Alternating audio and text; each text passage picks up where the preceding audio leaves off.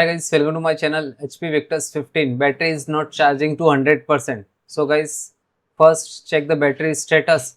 So you have to click to start and then click to setting. After that click to system and then click to battery, power and battery.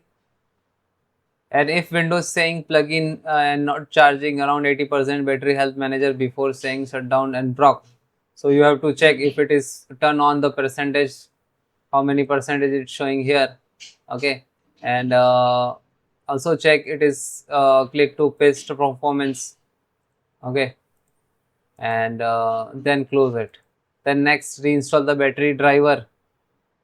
After that click to the start and type device manager, open it and then find out the battery, extract the battery and select right click, this is Microsoft battery adapter, and then click to uninstall it and select also both uninstall. Okay, after that it will remove, then click to action and then click scan hardware changes.